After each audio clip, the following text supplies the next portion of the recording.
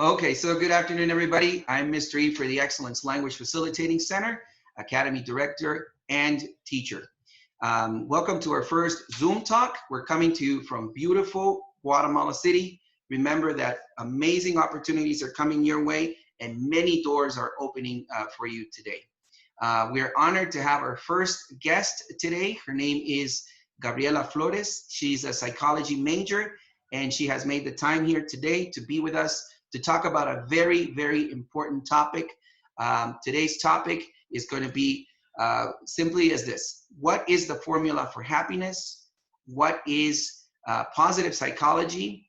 And how can positive psychology help us during these times of great anxiety, of great stress that everybody's living through? There's no need to mention the amount of stress that everybody around the world is living through these very testing times with the COVID-19 situation affecting everybody around the world. So we decided to put together a Zoom talk, which will give you options, which will give you techniques, which will give you ideas for you to cope and to deal with the anxiety and stress that we're currently dealing with nowadays, okay? So let me introduce my guest. Our first guest for our first Zoom talk is, like I said, is Gabriela Flores. A little background on her. She is a clinical psychology major. She is currently in her second semester of forensic psychology. She has a professorship in English. She's a bilingual teacher for primary school and currently is working in the Procuraduría General de la Nación for the Department of Psychology, Welfare, Psychology for Children, or Psicología de Niñez.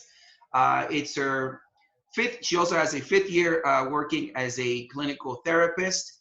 And she's also, last but not least, she's also part of the Excellence Language Facilitating staff. She's one of our teachers. She's in charge of an intermediate group with us. So we're very honored to have Gabriela Flores. Welcome, Gabi. Thank you very much. Thank you, Mr. E. Thank you very much for the opportunity. I'm really happy to be with you guys here, and thank you very much for reaching us in this way during this specific time, which is really hard for everybody, as you said. So yeah, I'm a part of the staff of the English Academy, Excellence Academy, and I'm really happy to be here with you today. We're going to discuss the topic, what is the formula of happiness? This is what we're going to discuss about today. And we're going to focus on what's positive psychology. So I'm going to give you a little bit of explanation. What is it? What we can do in this specific time. So let me present you the agenda for today. This is what we have. Is everybody listening properly? Can you listen to me, Mr. E? Can you hear? 100%. All right, perfect. Thank you. So this is the agenda for today. We're going to talk about what is positive psychology. We're going to give some definitions, some ideas of what is it. We are also going to talk about the concept of happiness, which is very important for everybody, specifically today. I would also like to address what the Burnout Syndrome is and how it relates to what we're feeling and what we are experiencing during COVID-19. And some workarounds to cope with this, okay? And finally, we're going to have a time for questions and answers in case you want to address something specifically about the topics that we're going to discuss today, or if something was not as clear as you would like, all right? So that sounds great. And we're also going to take the opportunity to graduate some of our students that are being promoted to our different levels of English today as well. So today it's a very special day because all the work that we have had during this semester, we're going to have like a symbolic ceremony about this, and we're going to have the graduation time, right?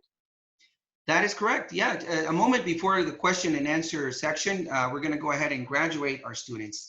That is correct. All right, perfect. You let me know. All right. So let's begin. We have the first topic, which is psychology and positive psychology. I would like to explain a little bit about this because there is a little bit of a difference let me just,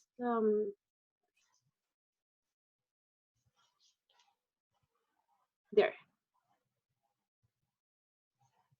Okay, so psychology is the study of the mind and behavior. It's the discipline that embraces all aspects of the human experience, and it is used to understand and treat mental, emotional, physical, and social dysfunction. Its goal is to enhance behavior in various settings of human activity, for example, the school, workplace, courtroom, sports arena, battlefield. So it takes a lot of places, and it's very important in different circumstances of the human being. Now, positive psychology, well, that's stated by the American Psychological Association in 2020. And in regards to positive psychology, for an author that is called Peterson in 2008, he stated that positive psychology is the scientific study of what makes life most worth living, right? Understanding human thoughts, feelings, and behavior with a focus on strengths instead of weaknesses, building the good in life instead of repairing the bad, and taking the lives of people up to great experiences instead of average. So what this means is that positive psychology will help us move forward with, depending on our thoughts, and setting expectations to get what we really call happiness in life. I mean, what's really important, what's really fulfilling us, that's what positive psychology focuses on. So there's a little bit of a difference between just psychology and positive psychology. We could say it's like a more optimistic approach of what we experience in life, right? And it also gives us like certain tools, specific tools for us to achieve that, for us to feel more happier and feel more comfortable with what we are living. Okay. So positive psychology techniques. I'm going to present you five techniques that are really helpful. I'm presenting you over here the first four. The first one is build relationships with others, because this is going to help us a lot during these difficult times. I know right now we cannot stay as close as we would like with the people that we love, but there are still certain ways that we can do that. Okay, so MindLab, which is a specific site that treats about this. In 2016, they proposed these techniques. The first one is build relationships with others, as I was saying. So having friends and spending time with others is more important than the things we can acquire. Try to identify who you need to get in touch with and reach out. Sometimes we believe that what will make us happy is actually the things that we have, what we can buy, but it's actually the people who surround us, the people who are important to us, the ones that will bring us that joy. So it's very important for you to make time and stay close to the people that is important to you, and let them know that, because sometimes we care about people, but we don't tell them. And right now, it's very important to communicate those feelings, to try to get in touch with people who are really important to us, who have been with us, and who has helped for us, because right now we need to stay together in different ways. Now, the other technique is random acts of kindness. This is really important and nice, because you can do some volunteer work. You can even hang the door for others. You can be kind with a stranger when you are driving. You can call your relatives and give them some time from you. So that's something that's going to change the mindset of others and yours. Because those acts, even if they look so little, they may be they may mean something else for other people, and that will help them, and that will help you to continue feeling and building relationships as we should. So this is something we all need to do, right? So we have build relationships with others. We have random acts of kindness. We have challenged the negative bias, which means that, you know, sometimes negative events have a wider effect than positive ones. For example, when you have a customer service experience, if it's a negative customer service experience, you will definitely give them a call and give them feedback about that and talk about that with your friends and everything because it was negative. But when an experience is positive, sometimes we even forget to talk about that. We don't give it the time that it should. So we need to work the other way around. We should focus on positivity instead of negativity. So you can, for example, write down 3 good things that happened during your day to focus on positive things. That could be an easy way to remind yourself of what's good, what's positive instead of negative. So negative will continue happening, we know that, but you can actively challenge your negative thoughts. And that's very important. You need to train your mind to do this. So think about alternatives, the impact that your acts have, and think about perfectionism. Sometimes we don't need that much. Think about judgment, how many times during the days we have judgmental thoughts, and if that's really helpful or not. Because I think that if we focus on the positive side of the experiences, we will get more from them. So that would be the 3rd technique, challenge the negativity bias. It's just an exercise that you can do when you're driving on your car, when you are at home, when you are sharing with your family. It's really easy. The next technique, it's about gratitude, which is very important, and it's like a main key during this this topic that we're going to talk about. You can do, for example, write down each night 5 things that you are grateful for. Friends, a roof over your head, your health, a chance to get in touch with nature, a good meal, etc. Because sometimes we take things for granted, and it's very good when we take a moment, we stop, and we say thank you for the things that we actually have. Instead of focusing on what we don't have, what we cannot achieve, what has been taken from us, it's really better if we focus on the things that we do have, on the things that add value to our lives, and to be thankful for that. So those are the first 4 techniques that I wanted to discuss. The 5th one, it's a really important one. It's called mindfulness meditation. I don't know, guys, if you have thought about this, if you have had an experience about the mindfulness meditation, but it's something that we all can do. We all can do at any moment. We don't need specific training for this. We don't need to pay a complete course about this. We can start with small steps, but first we need to understand what this is, okay? So what's that?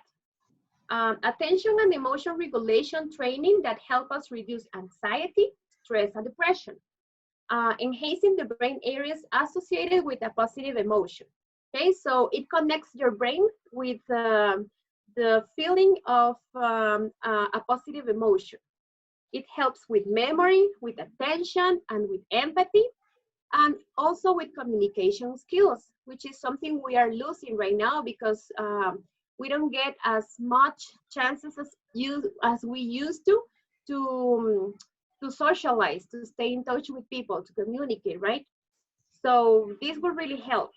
And it is a habit that we can implement, okay? It's something that it doesn't take that much time. It doesn't take that much money to do it. So we can all do this at home. And this is the 5th technique that I think it's very important. So we're going to talk a little bit more about this. These are the 7 things that mindful people do differently than other people, okay? So this author, Elisha Goldstein, she is a psychologist also, and she stated these 7 differences between people who are mindful and people who are not. So let's read them and try to get something from them. Number one, have a curiosity. They have a curiosity approach on everything they do and savor every moment. So I believe sometimes we wonder why children are always happy, why they always have like this joy from life, and something that they have that we have lost within the years, within the life experiences, is our curiosity. So we need to be more curious. We need to stop for a moment and think what's happening here, making ourselves questions about what is this, what can I learn from this, and savor every moment. That means to have a taste for the moment, to think about what's really going on, and to have a meaningful moment from a lot of experiences that you may have. Number two, they forgive their mistakes, even if they are big or small. So we all as human beings, we make mistakes. We make mistakes all the time. Some of them are big, some of them are small. We hurt people, we take bad decisions. That's something that we need to accept, and we need to learn from that. So if you learn to forgive yourself for what you have done wrong, you give yourself a chance to do it right the next time, okay? Number three, show gratitude for the good moments and grace for the bad ones, because they are still going to happen. So whenever you're practicing mindfulness, it doesn't mean that all your moments are going to be happy magically. No, that's not going to happen. We're going to have difficult times. We're going to have difficult moments. So this suggests that we should take them gracefully, and for the good moments, we should show gratitude, as we were discussing before, right? Number four, practice compassion and nurture connection with others. So just try to be kind with others. We don't know what their battles are. We don't know where they are coming from. We don't know they are experiencing what they have lost, and we don't need to know. We just need to be kind, to show compassion, and to try to connect with the people that we love and the people that are meaningful to us. Number five, make peace with imperfection in and out. So mindful people, they accept imperfection. They accept this part of life, that not everything is going to go according to plan. Not everything is going to happen exactly as the way you want to.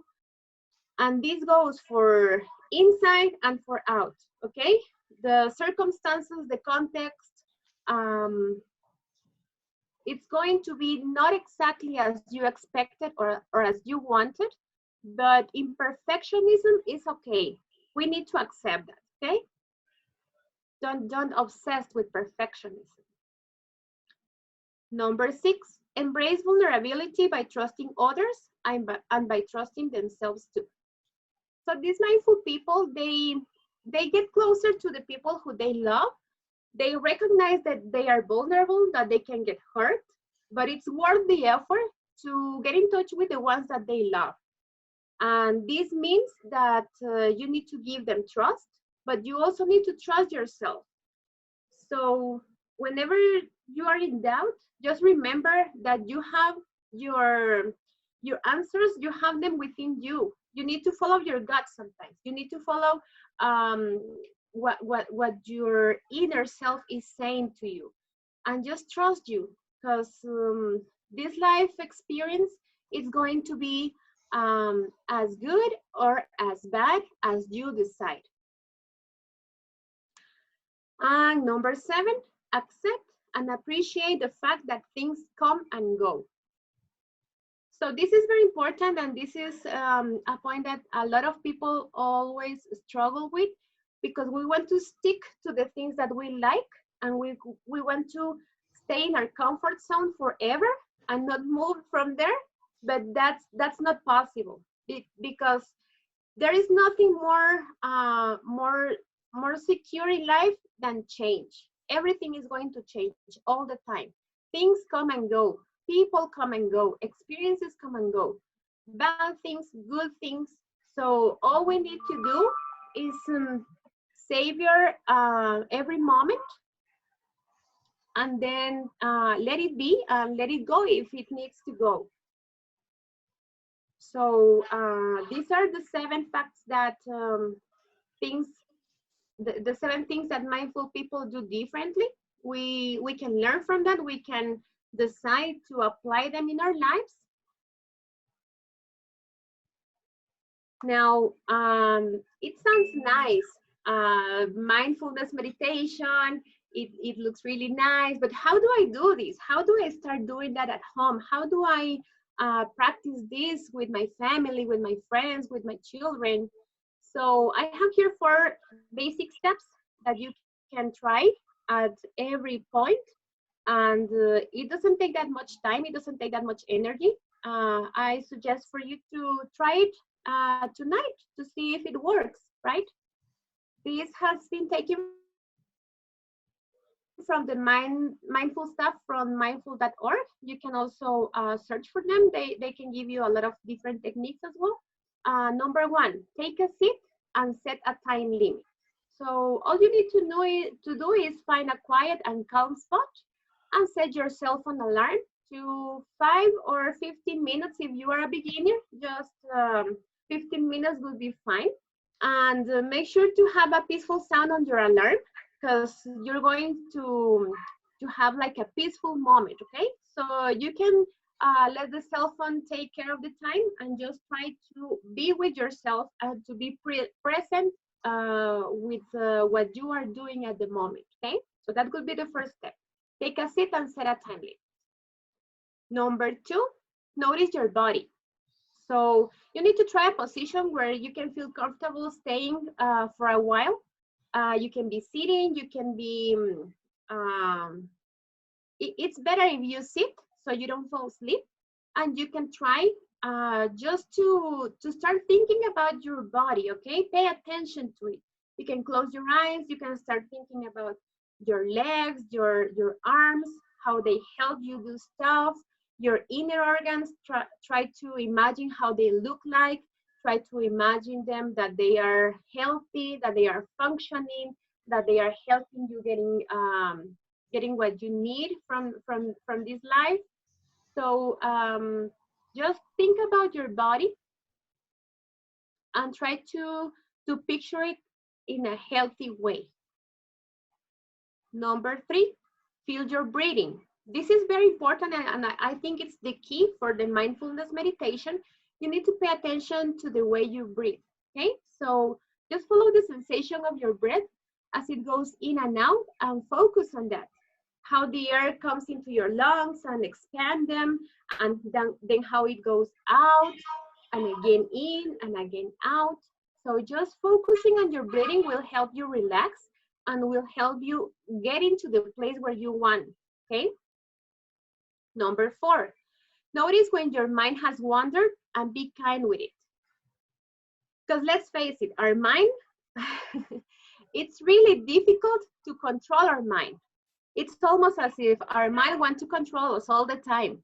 And we cannot blame it because we train our mind to be multitasking, to be thinking all the time, to be solving problems, to stay in focus, to pay attention. And this is a difficult moment for our mind because we have not trained it to be at a specific moment and to be calm, just to be. So our mind is going to wander, is going to go away for a moment, but that's okay, okay? Just simply return your attention to your breath and don't judge yourself or don't obsess over the content of your thoughts, okay? Just let them go and just come back. Come back to your breathing, come back to thinking about your body, come back to thinking about the moment, the present, and stop going to the past and stop going to the future. Just for a moment, just be present. So those are the basic steps to start with mindfulness meditation. When you finish this, you can take a deep breath and prepare your mind to come back, to easily come back to reality, to open your eyes and to perceive your reality in a different way. This is how to, okay? Just a few steps that you can try at your home, you can try with your children, you can try with your friends, you can try over a Zoom meeting. right? With your coworkers, with your family who is really far. So it's really easy. Those are easy steps. Okay. So moving on, we are on step number 2. The next topic is what is happiness and how to achieve it. So when we were discussing with Mr. E what we were going to do with this and what topics we wanted to discuss, happiness is really important. So we want to talk a little bit about this, okay? So I found some definitions that I really liked. I'm going to read them to you. One is from Aime Marino. She said that, I honestly think happiness is being present and finding the joy in every moment. That's how she defines happiness. Another way of saying what happiness is what is happiness and unhappiness? It depends so little on the circumstances. It depends really only on what happens inside a person. I am grateful for every day, and that makes me happy. So it really depends on what's within you, right? I have another definition here from Carlos Castañeda. He says, happiness is an attitude. We either make ourselves miserable or happy and strong. The amount of work is the same. So it's going to take the same effort. It's going to take the same amount of time and work to be miserable or to be happy. It's ours to decide, right? So I cannot give you like a definition for everybody about what happiness is because it depends on every person, right? So I have just a small idea of what happiness is in general. It's a mental or emotional state of well-being defined by positive or pleasant emotions, right? Whenever we feel joy, whenever we feel something nice, we know we are happy, right? Now for this, you need to know yourself to really know where your happiness is, because your happiness is not going to be my happiness. It depends on different circumstances. So happiness is something very unique for every person, right? And in order to know where your happiness is, you need to know who you are, what you like, what you want, what you prefer, what you expect in life. So you need to ask yourself those questions in order to figure out what happiness is for you. Now, I believe that globalization and the social-political system distract us from what happiness really is. Because right now we are focused on what we can, if I can get a bigger house, if I can get a new car, if I can buy an airplane, I don't know. That's what people show that happiness is, and it's not really that. We can acquire things, and of course that can help us to be happier, but that is not the sense of happiness, okay? That is not the meaning of happiness. So in order to be clear, happiness is something that is subjective, okay? It depends on your personal experiences and expectations of life. All right? That's right. So how to boost your happiness? This is really important. It's something that we all are interested all the time in knowing how to improve that sense of happiness that we try to achieve all the time. How to boost your happiness. So this psychologist, Linda Esposito, she's giving us some ideas of what we can do to boost our happiness. So she says that sometimes life hurts and happiness is the cure. That's what she thinks.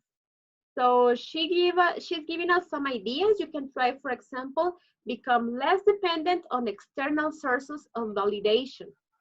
We are always seeking for validation in the wrong places, from other people, from other situations, and we really need to validate ourselves more than anything. So there are some facts about happy people. It says that happy people are more creative, are emotional stable, have more economic stability, they are healthier and more generous. And that's how we perceive happy people, because they have achieved what is important for them in life. So that's why we get a sense that is happiness. happiness. So she also says that we can try to keep our perspective. Okay, this is something very important. We need to focus on gratitude. We need to know where we are going, where we want to be, what we are really perceiving or watching from reality, and if I'm getting the correct information from what I am experiencing. If I'm just if I have the correct perspective, things are going to happen. As we said, good things, bad things are going to happen, but your attitude will say more from that. Okay, so focus on gratitude. You can start a gratitude journal, for example. You can start writing what are the things that you are grateful for. You can, and then you can refer to your journal when you feel down. So sometimes we tend to forget some things that are good, and if we keep this journal, we will have like a lot to look for positive things that we can remember when we are feeling low, right? We can also practice optimism. This is really nice. This would be really nice if we could all do this, practice optimism, because we are set to thinking negative, and we can change that. Our brain has the ability to change it. So good things are coming and bad things happen quickly. We need to think that. So don't blame yourself and decide where to spend your emotional energy. Because you need to get away from the things that's draining your energy and focus on the positive things. We can also try savoring, which is having that taste of what life really is. So you can develop a daily ritual and change your mindset to appreciate what surrounds you during that activity. So let's say, for example, my daily ritual is going to be, I'm going to take my dog out for a walk every day. I don't know if you're able to do that right now.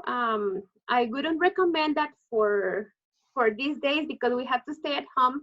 But in general, let's say I have to take the dog out. So if I change my attitude, I'm going to appreciate that moment, and I can focus on what I see, what I hear. I can see my dog's behavior. I can just watch the sky and be grateful for that. So that will change the way that you experience that specific moment, and it can become a ritual that helps you remember what the good and important things in life are. Just as an example, okay? So if you do this constantly, you can develop a habit, a nice habit, because as I said, the brain can be trained. So why don't we train it for the good stuff, right? So these are just some ideas that this author is giving us. And now we're gonna go and talk about the Burnout Syndrome and the COVID-19, okay? This is another topic that I wanted to discuss because we have some techniques over here that we can apply right now, but we need to know that during these times we are facing facing a difficult time worldwide. I mean, everybody is going crazy with the COVID-19. Everybody is have a lot of fear. They are unsure of what's going to happen. We all are experiencing different feelings. This is something that has changed our lifestyles. It has changed the way we live, our routines, the way that we see life, the expectations that we may have. So we need to pay attention to this, and we need to find a way to adapt to this new scenario that we all have, because it's a worldwide pandemic, and we just need to face it with a great attitude and with the correct skills. But in order to do that, we need some information. So I was thinking about the COVID-19 and how people are feeling right now. And it's kind of similar to this burnout syndrome, which is why I wanted to bring this to your attention for you to learn to recognize the signs and prevent consequences. So I'm gonna give you guys over here some workarounds of what you can do. But first you need to identify what's the burnout syndrome and if you have something related to that, if you may have feelings related to that. So we're going to discuss that because right now the only person that can really know what if something is going on is you. Okay, so you need to pay attention to you and your family, the ones who are close to you. What are they going through, how they are handling it, how you are handling it, and we're going to discuss that right now. Okay, so the burnout syndrome, I don't know if you're familiar with the term, but this is frequently present in a work-related environment, mostly, right? But it can be present in other spaces as well. So it's a state of physical or emotional exhaustion that also involves a sense of reduced accomplishment and loss of personal identity. So what this means is that we feel exhausted all the time. We don't want to do the things again and again and again. We're tired of our routine. We're tired of giving an effort and feeling that it's not enough, that we are making mistakes all the time, that what we do is not worth it. And it also comes with this loss of personal identity. So I'm facing with all these problems and I'm asking myself, who am I? Why am I here? Is this really what I want to do? Why am I feeling so down if I have a house, I have a family, I have a job, let's say, or your situation, but you feel that you are no longer yourself. So you're not going crazy. This is something that's happening because of that stress that we are facing, okay? So this is why it's important to recognize these warning signs. So knowing yourself and recognizing that something may be off is good because you get closer to a solution, right? If you know that something is not exactly as it should be, if you're feeling something different, if you are struggling with something, you need to recognize that in order to know what to do, okay? So if you experience only one of these signs, it's an alert, the ones that I'm going to talk about. But if you have more than one, you need to take care of this now, okay? Because that's your body, that's your mind telling you, okay, you know what? I need some attention. Please, let's do something about it, okay? So this is why it's very important to know what to do, okay? So remember, we are not immune to stress. I mean, we are all going to be close to stress. We're going to experience that anyways, right? Pandemic or not pandemic, job, not job, family, no family, we are exposed to stress. So this is why we need to take actions on a daily basis to take care of ourselves. So that doesn't mean that I'm going to take care of myself only for one day or only because of the talk. No, on a daily basis. Okay, this has to be like a habit that you have to take care of yourself. Okay, if we have the tools, we can improve our mental health. Okay, so you just need to know what to do. You just need to know where to go in order to control this. All right. So here are the warning signs that I was talking about. There are many more. I just selected some from the CBD Instead page.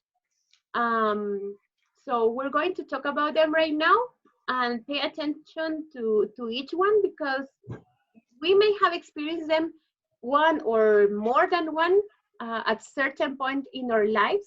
And because of this pandemic, it is more likable to have them present right now with you or with your family, okay? So the first one is withdrawing from friends and family. So I want to be isolated. I want to be alone all the time. I don't want to stay in touch with the people I love. I can't stand having a conversation the way I used to. This is a sign that we are stressed, that we are tired, okay? Lose interest in activities you used to love. So this is like an alert, okay? I used to love talking over the phone with my friends, and now I don't want to talk it to anybody. I used to love to cook, and now I don't want to get out of bed. So this is a warning sign, okay? If you lose interest in activities that you used to love, okay, activities that were pleasant for you, and now they are no longer pleasant. So pay attention to this. If you're feeling irritable, depressed, and hopeless. Okay, so we all may experience those feelings, but if they get installed in our daily basis in our life, it's going to be harder to tackle them. Okay, so you need to pay attention if you're having mood changes, if you no longer laugh at jokes, if you are having suicidal thoughts, if you think that life is not worth living, things like that are going to tell you, okay, something is not okay. Okay, you need to pay attention to this. So sometimes we may feel hopeless, sometimes we may feel sad, and that's okay, that's normal. But when that happens on a daily basis, when that happens all the time with all the things that you used to love, that you used to enjoy, you need to pay more attention to this, okay? Also with weight changes, sleep disorders, those are key because I no longer eat, I don't like the food anymore, or I eat a lot, I eat all that it's in the fridge just in one day. That's telling me something. That's telling me I'm not okay with something, okay? Sleep disorders, you know, this is very very important because it's really dangerous when your sleep have certain disorders, when you are not sleeping well, when you are not resting enough, that could really harm your life, okay? Your health. So pay attention to that. Getting sick more often. So maybe your immune system is not as tough as it used to be, and it's not because of your age. I know years are going and going and going, but if you feel that you're getting sick and sick and sick all the time, you need to take care of your body, to check if you need vitamins, if you need to go to the doctor, things like that. But it also means that part of your emotional distress, you are communicating that through your body, okay? So that's very important. Other signs that I also wanted to mention is when you start neglecting your own needs. So I no longer take a shower because I don't want to, I don't brush my teeth, I don't comb my hair, and I no longer pay attention to myself. That means that something is not okay, all right? For a couple of days, of course, it's normal. But when you start neglecting your own needs that are very basic, that you have had during all your life, it means that you are getting to that place with that much stress that you no longer care, right? So that is not normal. It also comes with denial of emerging problems. So I'm not taking care of the things that I should, and of course problems are going to arise. Problems are going to happen because I'm not doing what I should do. But if we are in denial, if we say, oh no, everything it's okay, it's going to go away, that's not a way of finding a solution, okay? So if we bury our problems, they are going to stay there and they are going to haunt us. So we need to face them, okay? Think about behavioral changes.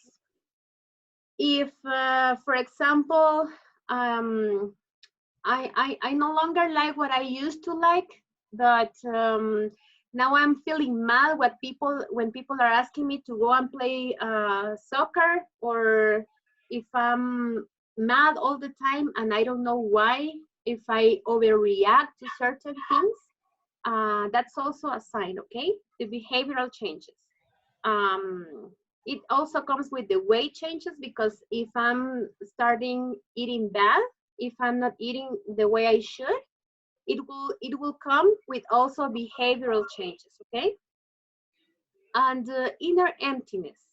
This is something that is really abstract because people are not going to see that we feel this emptiness, but we do feel it, okay? So whenever we experience this inner emptiness, it doesn't matter what we do, we will not feel fulfilled, we will not feel happy, and it's almost like if I lose the will to live, because I no longer feel sad, I just don't feel anything, okay? So if I don't feel anything, something is going on, okay? It's okay to be sad for a while, it's okay to be mad for a while, to be confused, but after that, we need to change our mood, we need to change our mindset. But if we have this inner emptiness, it's going to be really difficult that we achieve that, okay? Because we will not have motivation for that. So think about them. Those are a great way to know if you are experiencing something like this, something like the burnout syndrome, something like just stress. You can also need to pay attention to what others are saying of you. You know, why are you always mad? Why you no longer laugh? Why you don't want to eat with us, right? So if my family is saying that to me, they may be perceiving these changes, and if I am in denial, I may not perceive them, but my family will. So listen to them, okay? Listen to the ones that are close to you.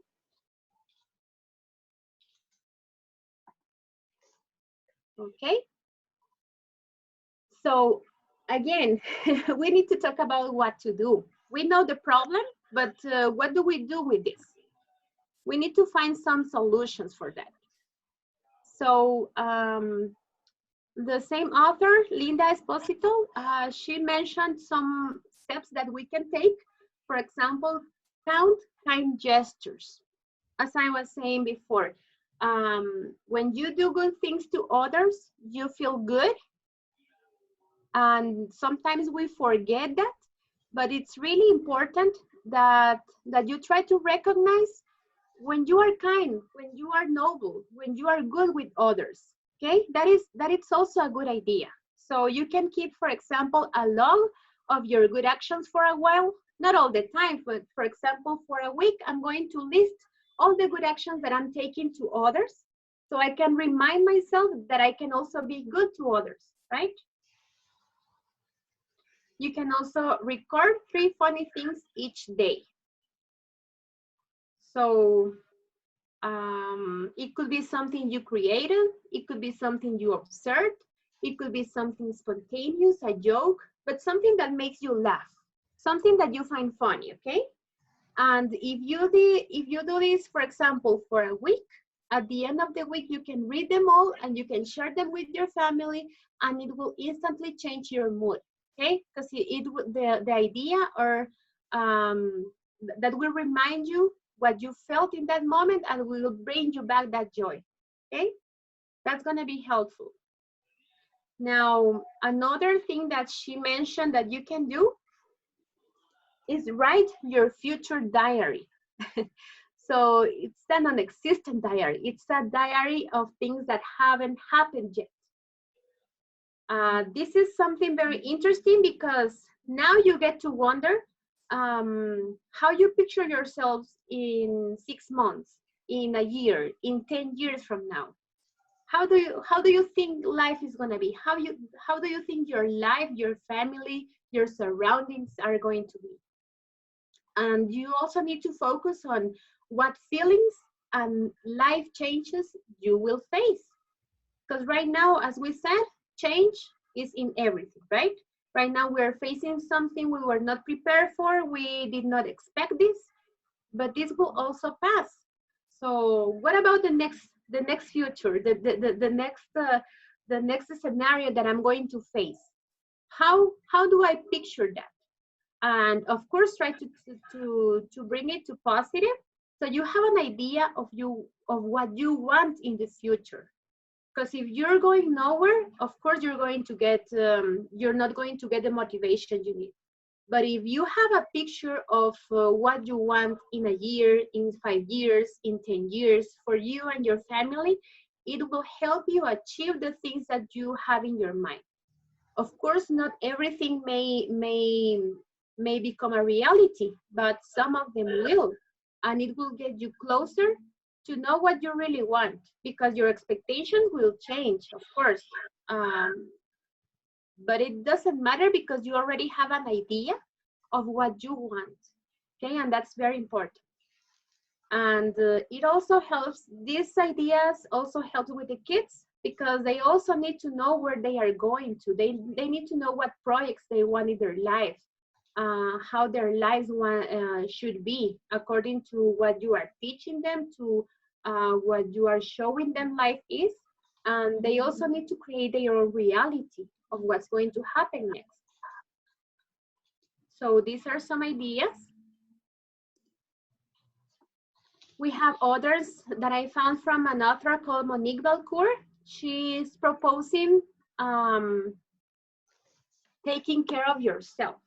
This is something very important, okay? And something here in Guatemala, I think most people, we don't do that. And we should. We should take this as a habit. For example, go to the doctor.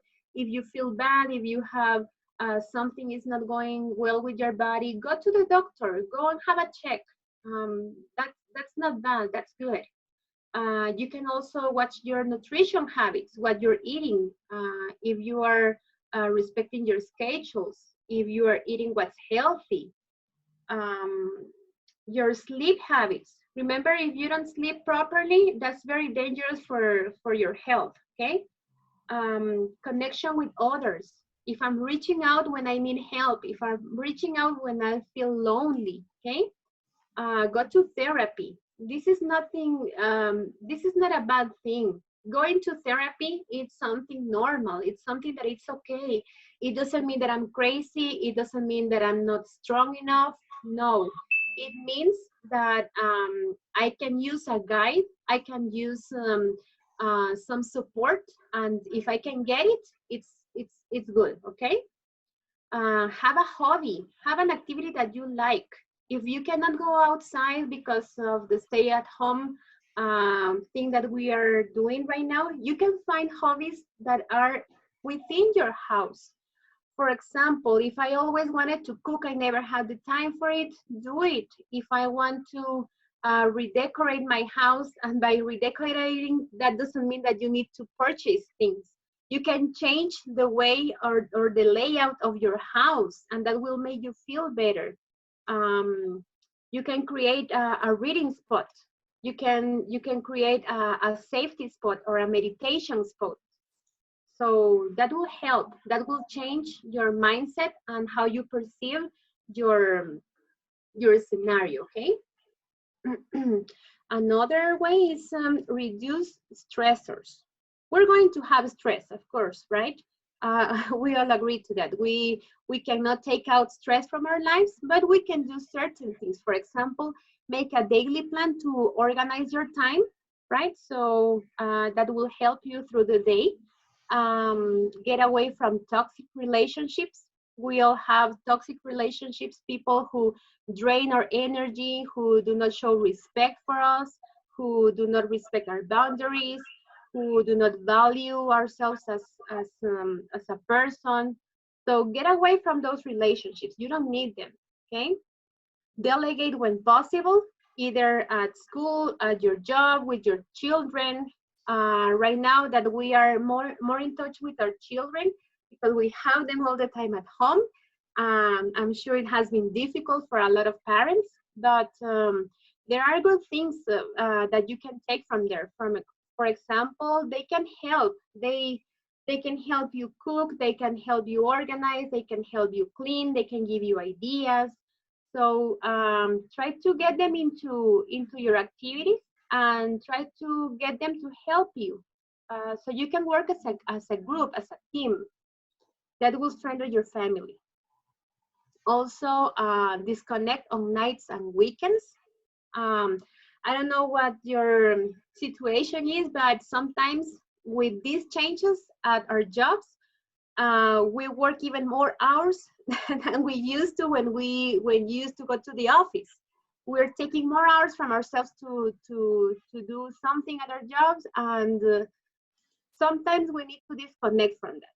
Okay, sometimes we need to put away the phone, to put away the computer, and just be with your family, with your friends, not paying attention to your cell phone, to your notifications all the time.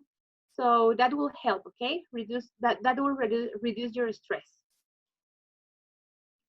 Another idea is to increase your resources. So that means going to group work, for example, as a teamwork at your job. If you have a colleague or a coworker who is more experienced and you ask for help, go and try to do a brainstorm on a problem that you may have that you don't know how to solve. You can also seek for advice and help of experts. Now with this technology in our hands, we can reach experts in many ways. We can investigate online, we can Google it, we can email people who know stuff. So it's easier now to get help, right? And the last idea that she has is to reassess. That means to evaluate where I am, and if that place where I am is the place where I want to be. Okay, so ask yourself if this is where you want to be and make changes accordingly. Okay, I selected this career because my parents wanted me to, but this is something that is not making me happy. So maybe it's a time to change careers. Maybe it's a time for me to learn a new skill, to learn English and go to a different way, a different path professionally, right? So just focus on the skills that you have and the skills that you want to develop. Because remember that we are in constant change and we can learn almost anything, right? So take advantage of that and just believe in yourself. Okay, believe that you can do the changes that you need. They don't need to be big changes, but if you need them, you need to take the courage to do them. Okay. So in regards to COVID-19, this is something that I wanted to add. Is just the last slide that I'm going to show you guys. I hope you're doing okay with the presentation. As the last part of the presentation, I wanted to talk about healthy ways to cope with stress during COVID-19. Because all the techniques and all that we talk about, you can relate that to a normal stressful life of an adult, right? But we need to keep in mind that with this pandemic, everything has changed, and it's okay if we feel down. It's okay if we feel unsure about things. But we also need to take care or take some steps to take care of ourselves. Okay, so the first one is know what to do if you are sick. If you are feeling symptoms from COVID-19, don't panic, don't stress out. Okay, don't freak out. If you think you are sick, you just need to know where to go, where to call, who to ask for help. Okay. So here in Guatemala, we have this call center. The number is 1517. You can call there and they will give you all the information. They will ask you all the information that they need in order to know what will be the next step, okay? So let's accept the fact that we may get sick, okay? We are all exposed, but we need to know what to do, okay? The next thing is to take care of your emotional health. So as we talked, use wellness strategies as the ones that we mentioned before, the mindfulness, the keeping the log, the ideas of having distractors to reduce stress, right? Stay informed, of course, stay informed, but avoid too much exposure to news, okay? Because that will bring us paranoid, and we don't need that. Okay, so just stay focused. You need the information, get the information, and change the channel or turn off the TV. Especially when we are with kids, we need to take care of how much time they are spending listening to all this stuff that's happening worldwide. Okay. The other thing is make time to unwind. Okay, stop worrying for a while and involve in activities you enjoy. So just disconnect from that stress for a moment. Just stop thinking all the time about the COVID-19. Stop thinking all the time that you're going to get sick, that people are having a difficult time, because they do. But you don't need that specific thought all the time in your mind, okay? You need to control that. You need to learn to leave it aside for a while. And the last thing is connect with your community or faith-based organization, okay? Because we have many resources now, like social media, the phone, mail. We can reach out to the community and the groups that have helped us before. If, for example, I used to go to Alcohólicos Anonymous, I need to find a way to reach out for them. Don't avoid meetings, even if it's online, that will help a lot. All the groups, the support groups that you used to have, try to stay in touch with them as much as possible. If church is closed, but I'm able to listen to them over the radio, do it, okay? It's another opportunity to stay close to the topics and to the people that have brought you faith and strength during these times, okay? So this has been taken from Centers for Disease Control and Prevention in 2020. This is the information that I think it will be helpful for you guys to cope with this situation, to handle it. So this is the part number 4, where we finish the presentation and we go to the questions and answers part. So thank you very much for listening. Thank you for your attention. I hope this can help you guys to improve a little bit the experience that we are having as human beings right now. And thank you very much, Mr. E, for the opportunity of sharing this information. Absolutely. Thank you very much for being here. Super glad to have you here, Gabby. It's all wonderful information that you were able to share with us today. I, for myself, have a bunch of takeaways. Eye-opener here. Very good ideas on how to cope with anxiety and stress. And I do appreciate the list of things that you presented to us and how you were able to explain it to us. Thank you so much for that. That was awesome. My pleasure. My pleasure. Fantastic work. Now we're going to move on to the part of questions. If you guys have any type of questions, please be sure to write them down in the chat, and I'll read them out for Gabby. You know, she's here of her own time. She has a regular class right now. She's part of our staff teachers here. She has a class, an intermediate class, and this is she's taking time from her class right now, from her busy day, to share this information with us. So we are very grateful and thankful for that opportunity. So guys, if you have any questions, this would be a good opportunity to ask any question that you would like related to today's topic. Please go ahead and write it down in the chat. While you guys are writing down your questions, I'm going to take the opportunity to graduate some students. Yes, this is a language facilitating center. It's a learning center. I think we should call it a learning center because we're dealing with a lot of topics nowadays, not just language. The shock, it was great for me. I mean, I guess everybody was shocked when this happened. I, for myself, was not prepared for online distance learning immediately. So it was a process of which was pretty much do or die. So I was able to adapt quickly, and some of you were able to continue and adapt to the situation right now, to distance learning. And I do appreciate the students who continue learning online, and your success is also needs to be rewarded. So I'm going to take the opportunity to hand out diplomas to the students. This is our first, let's call it, online graduation activity ever. So bear with me while I try to put this on here for everybody, okay? Okay, good. So I'd like to go ahead and graduate a group of students that have been with me. We're gonna start off with this diploma that the Academy is awarding to the students that have graduated to a new level of English. The diploma is handed out to the students of the basic level who completed the basic level.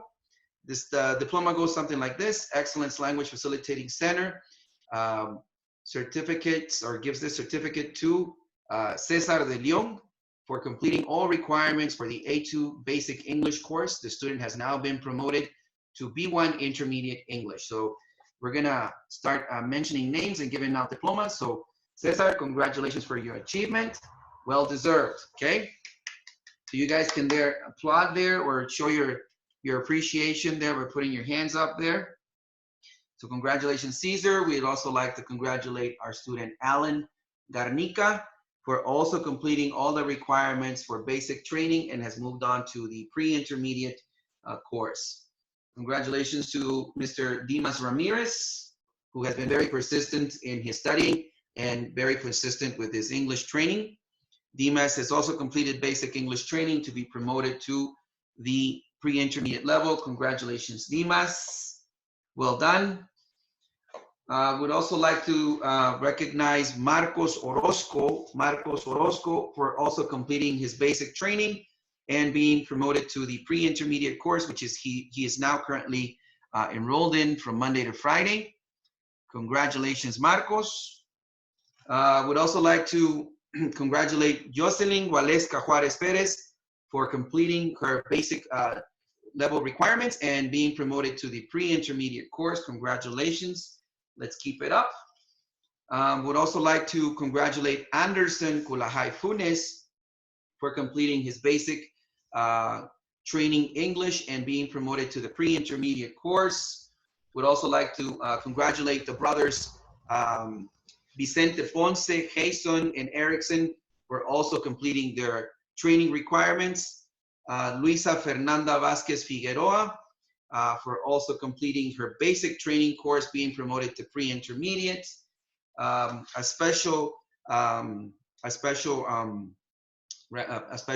shout out here to Diego Figueroa for also completing his basic training and being promoted to pre-intermediate. Many of these students are currently enrolled in the new pre-intermediate program, which is an intensive program, a 2-hour program in the mornings from 9 in the morning to 11 in the morning. Would also like to congratulate Ronald Minor Ramirez Luna for completing his basic training and being promoted to the pre-intermediate course. Congratulations. And so on. Other students that have completed their training include the pre-intermediate students that are currently finishing up their course with Miss Gabby. We have Aura Lopez, who successfully completed her training as well, and Vivian Valenzuela, who have also been promoted to upper intermediate. Congratulations, taking the opportunity.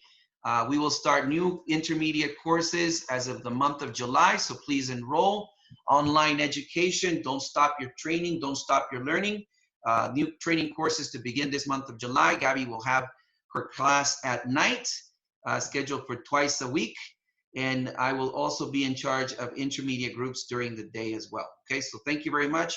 Congratulations to all the students who completed their training during these testing times. That's really shows determination. And I want to advise all the other students who are currently enrolled in our programs to continue to not give up. This is what you work hard for. You know you want this. You know you want to achieve your goals this year. Don't let this virus paralyze you. Don't live in fear. It is achievable. You can learn through distance learning. It is proven, okay? So I want to congratulate the students, and I want to encourage the students that are currently enrolled to finish what they've started and to give it their 110% as always. Thank you very much, everybody. Congratulations. Let's move on to the questions with Gabby. So Gabby, if you can be kind enough to answer a couple of questions for us. Of course. Fantastic. My pleasure. Okay, so I'm going to start with the order of how questions were wrote here in the chat. We do appreciate everybody for taking the time and Gabby as well for sharing this wonderful information. And let's see, I believe Claudia Barrios has a quick question here. She says, how do I prevent my children from becoming slaves to the cell phone? Oh my God, Claudia, that's a very important question. Thank you very much for asking that. I think right now parents are struggling setting boundaries with children because they have more time to spend with them and they don't know how to handle that time. So it's very important that we set up schedules, that we set up different activities, and we need to give them options to avoid the cell phone, okay? If they really need to use it, you can set a time limit for them and use it as a motivation, as a prize, instead of something that they are able to use it all the time, okay? Because it's a specific tool that needs to be handled very responsibly, and children need to know that the parents and the adults are the ones who need to take a decision of when and for how long children are going to use the cell phone. And of course, it's much more easier to say this than to apply it. But I think what you have on your side is that you know them, you know your children, you know what they like, what they prefer. So you need to be creative and find different ways to encourage them and involve them into different activities that may help them have a better moment of learning and of sharing with the adults, okay? Because sometimes we use the cell phone, and that goes for adults and children, to avoid reality, to avoid interaction, and we need to use it as the tool that it is, okay? Just to help us with some things, but it's not something that we need, okay? So my idea would be to involve yourself with activities that they may like, physical activities, painting, cooking, depending on their ages. You can, I always say this to parents, you can go to Pinterest. They have a lot of ideas of what to do with children inside the house that may that you may take like more advantage of that than using the cell phone, okay? So use it as a prize, use it as a motivator, but set your boundaries, set your limits, put on a schedule, and show them, okay, from Monday to Friday, you're allowed 1 hour of cell phone each day. And on weekends, if you eat your vegetables, you get to have it 2 hours on the weekends, for example, right? So just keep in mind that you are the one who needs to decide that and not the child, okay? They don't have the capacity to do this right now because of their maturity, okay? Thank you very much, Gabby. Okay, so we have another question. This is from Carlos Mazariegos. Carlos Mazariego writes, quote, I have found this exposition really interesting. Thank you, Gabriela, for sharing this with us. Sometimes when you feel a little paranoid about what is going around, the situation seems like it will last so much. So you hear even though you don't want to hear it. Do you think it's okay to feel this way? Thank you. Hi, Carlos. It's really glad to, I'm really glad to hear from you. Thank you for your comments and your question. I think it's totally okay to feel this way because we have this sense of uncertainty. We don't know when this is going to change, what's going to happen next, how we're going to return to normality. But I think it's totally okay to feel this way. You just need to express your emotions. You just need to find an outlet. Have a friend or a family member to listen to your thoughts, to your fears, and then another thing that helps is making a plan. Okay, even though I don't know what's going to happen, I can decide some things in my life. For example, I have an objective of learning a new language, of learning another skill, of taking that master degree that I didn't take before. So there are some things that you can still control and focus on that. and accept the negative feelings that we may have sometimes, okay? Just let them be, because it's okay if we feel a little paranoid sometimes. Just don't let that control your decisions and your state of being, okay? Okay, that's wonderful. Thank you very much for that. Okay, great. Thanks for your questions, everybody. I think those were the two questions that were put here on the chat room. And I think it's time to wrap up the, if there are no more questions, I'm gonna go ahead and wrap up the session for today by simply talking to you about what Gabriela said to us today. There were a lot of takeaways. I'm sure you guys have your own takeaways. But in regard to myself, I am taking away how to detect the warning signs. I think it's very important for all of us to detect warning signs. Like Gabriela talked about, like withdrawing, losing interest, weight changes, disorders in sleep, feeling sick more often, and neglecting your needs and those type of things. So it's not only important to recognize it in ourselves, but also recognize it with family members and friends who might be showing these warning signs. The what to do things are super recommended. I'm a person who believes in gratitude and being thankful for everything. This really helps a lot. Create a routine in the morning of positive thinking and eliminate negative thoughts from the morning. That's a ritual that I try to have every day. Program yourself from the morning. Like I said this morning to everybody, there are things that you can't control and things that you can control, and your attitude is one thing that you can control. You can choose to have a good attitude, or you can choose to have a bad attitude. You can choose to be happy, or you can choose to be depressed. You can choose to live in fear, or you can choose to live your life, okay? So lots of great takeaways, and I do appreciate Gabriela's time. We're gonna go ahead and just one mention. I wanted to mention also Lorena Garrido completing her basic course. Congratulations, Lore. We do appreciate that, and almost forgot to mention you there, but congratulations, Lore, for your achievement. Moving on to pre-intermediate, which she's coursing right now. So any final words, Gabriela, that you would like to share with us today? Thank you very much for about what you just mentioned. That also applies with children. You can teach them how to train their minds. You can use affirmation. You can teach them how to pray, and that will help us from the beginning of the day. Okay, if you set your mind in a positive set, it will help a lot. All right, so just to thank you very much for this opportunity, this space to reach out to you guys, to give you some tools that you may find helpful during these difficult times. And thank you very much, Mr. E, for creating this community sense within the academy, for taking care of your students, of your staff. I'm really proud of being part of the Excellence Academy, and thank you very much for this opportunity. And I hope to see you guys really soon, okay?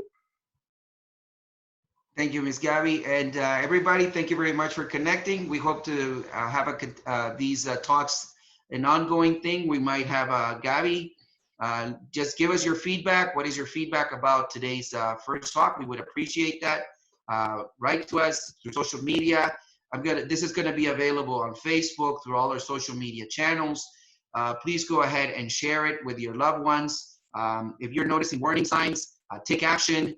Write to us. Gabriela is a very approachable person. She can be reached out at any time, either through my person or she or herself, right? So the invitation is open. We're hopefully we'll have her back for another session in the future. We're going to cover topics like dealing with the financial status. How are you dealing with your money during this time? Obviously, how you're keeping your body and mind healthy are topics that I want to talk about, and how to stay focused during these times, okay? So once again, thank you, Gabriela, and everybody. Remember that amazing things are coming your way and doors are opening for you this very moment. Thank you very much. Take care of yourselves and be safe. Bye-bye. Thank you. Bye-bye.